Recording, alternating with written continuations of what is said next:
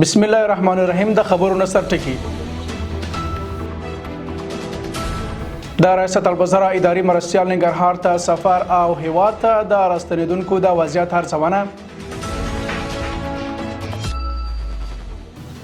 د اماراتي ادارو د مکتبونو او اداري اسنادو د مدیریت د برېښنایي سیستم تایید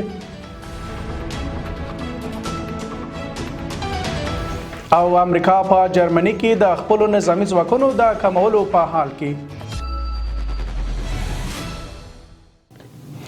د یو مهربان خدای په سپیڅلې نامه درنودونکو سلام د نن ورځ خبرونو ته ښه راغلاست. نن پنځشنبه د روان کال د سور یاغوي میاشتې 10 منټه د ځان رحمت محمدي مصپال مکړي بشپړ خبرونه ته د ریاست الوزرا اداري مرستیال مولوي عبدالسلام حنفي د یو پلاوي په مشرۍ ننګرهار ولایت ته سفر وکړ. ښاغلي حنفي په ختیځ زون کې د کډوالو وضعیت او د هغوی د دایمي میشتېدنې بهیر وارزوه او غوره خدمتونو د وړاندې کولو په موخه مسؤلینو ته لازمې سپارښتنې وکړي.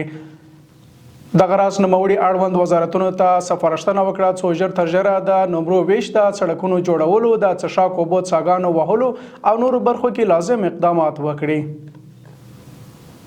بل خبر د ریاست الوزرا د اقتصادي مرستیال مولا عبدالغني برادر اخوند په مشرۍ د اقتصادي کمیسیون نوبتي غونډه په مرمرینه ماڼۍ کې ترسره شوه چې پکې پر یو شمېر مهم اقتصادي او اداري موضوعاتو بحث وشو. د ریاست الوزرا اقتصادي معاونیت وایي په دې غونډه کې د مخابراتو او معلوماتي ټکنالوژي وزارت له لوري د اماراتي ادارو د مکتبونو او اداري اسنادو د مدیریت برېښنایي سیستم وړاندې شو چې له هر اړخیزې ارزونې وروسته تایید او یاد وزارت ته د تدریجي تطبیق لارښوونه وشوه.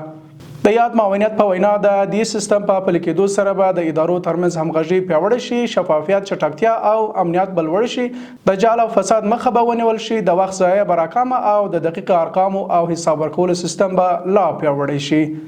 همداراز په دې سیستم کې د مراجعینو لپاره د پام وړ اسانتیاوې هم په پام کې نیول شوي دي.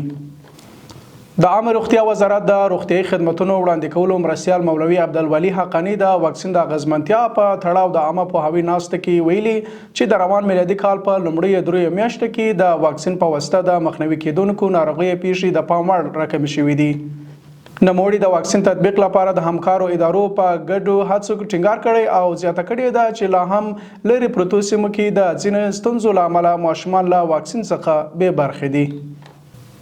د امریکا ولسمشر ډونالډ ټرمپ ویلي چې د نوموړي اداره په جرمني کې د خپلو ځواکونو د کمولو پر احتمال غور کوي او نږدې راتلونکي کې به په دې تړاو یوه پریکړه وشي. ټرمپ په جرمني کې د خپلو ځواکونو د کمولو اعلان داسې مهال کړی چې څو ورځې وړاندې د جرمني لومړي وزیر فریدریش میرز د امریکا او ایران جګړې ته په اشاره ویلې وه چې امریکا په دغه جګړه کې د ایران لخوا بې عزته شوې ده. د یادونې وړ د جرمني یو له هغه هیوادونو څخه دی چې ګڼ شمېر امریکایي ځواکونو پکې میشت دي چې شمېر یې شاوخوا 3,900 تنو ته رسیږي. درنو لیدونکو دا ورځ خبرونه له ملتیا مننه. تر بیا مو الله عمل شه.